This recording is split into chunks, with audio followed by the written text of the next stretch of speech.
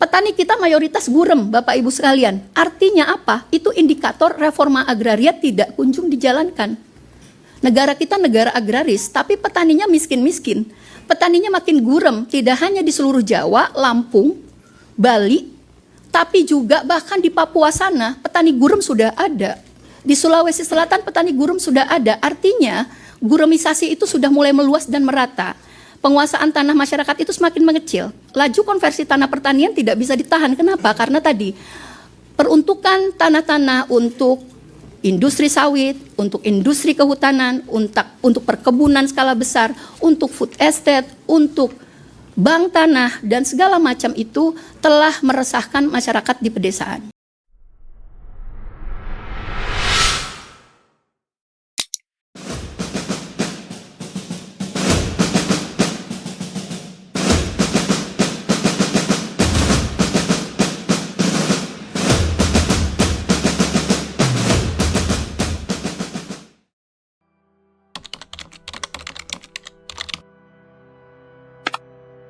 Sesuai pernyataan Sekjen Konsorsium Pembaruan Agraria, Ibu Dewi Kartika, berdasarkan data sensus pertanian BPS tahun 2023, jumlah petani gurem di Indonesia mencapai 17.251.432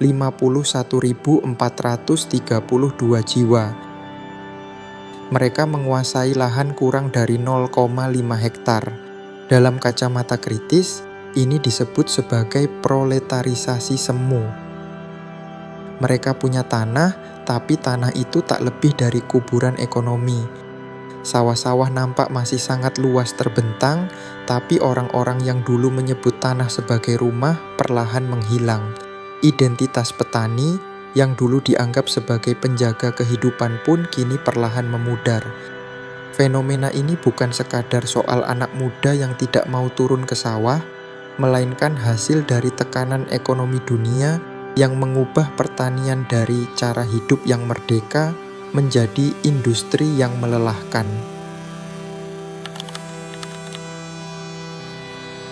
Mengutip Bernstein dalam bukunya yang berjudul Class Dynamics of Agrarian Change, petani skala kecil semakin terintegrasi ke dalam sirkuit modal, di mana mereka dipaksa untuk memproduksi untuk pasar dan mengonsumsi dari pasar, yang pada akhirnya menekan kemampuan mereka untuk mereproduksi diri secara mandiri. Dulu, petani adalah tuan atas benihnya sendiri.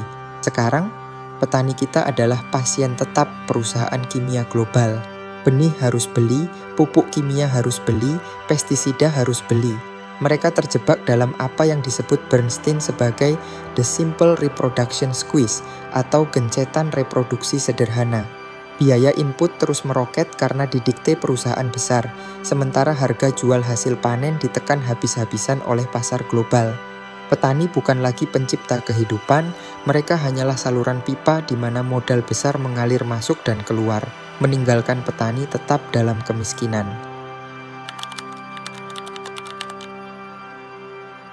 Mengutip Alexander Chayanov dalam karyanya The Theory of Peasant Economy yang diterbitkan kembali tahun 1966, Chayanov memberikan pembelaan luar biasa bagi logika petani. Chayanov menulis pada halaman 6 yang isinya, ekonomi petani bukanlah ekonomi pencari laba kapitalistik, melainkan ekonomi yang didasarkan pada keseimbangan antara kepuasan kebutuhan keluarga dan jerih payah tenaga kerja atau labor consumer balance. Paradigma kritis melihat bahwa kapitalisme modern mencoba menghancurkan logika keluarga ini. Kapitalis memaksa petani berpikir seperti mesin perusahaan. Padahal, bagi petani tradisional, tanah adalah identitas, bukan sekadar komoditas properti. Ketika kita memaksakan logika untung rugi industri ke dalam sawah-sawah rakyat, kita sebenarnya sedang menghancurkan sistem sosial yang selama ini menjaga harmoni alam kita. Hematnya, identitas petani hancur saat mereka tidak lagi bisa memberi makan keluarganya dengan martabat.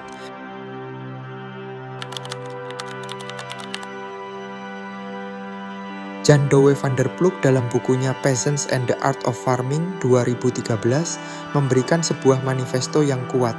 Ia memperkenalkan kembali konsep Art of Farming atau seni bertani. Van der Ploeg menyatakan pada halaman 35, Pertanian bukan sekadar aplikasi teknologi, melainkan sebuah proses interaksi yang berkelanjutan antara manusia dan alam, di mana otonomi petani dibangun melalui pengetahuan lokal dan kemandirian sumber daya. Krisis identitas petani Indonesia terjadi karena kapitalis telah merampas seni itu dari mereka. Kapital memaksa untuk mengganti pengetahuan lokal para petani dengan instruksi dari botol pestisida. Kapital mengganti kedaulatan mereka dengan ketergantungan pada pasar.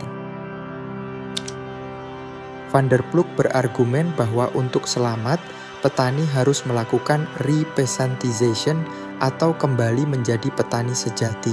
Caranya dengan membangun jarak dari pasar, gunakan bibit sendiri, olah pupuk organik sendiri, dan putus rantai ketergantungan pada modal besar. Identitas petani akan tegak kembali jika mereka bukan lagi sekadar operator mesin industri, melainkan pencipta yang berdaulat atas tanahnya.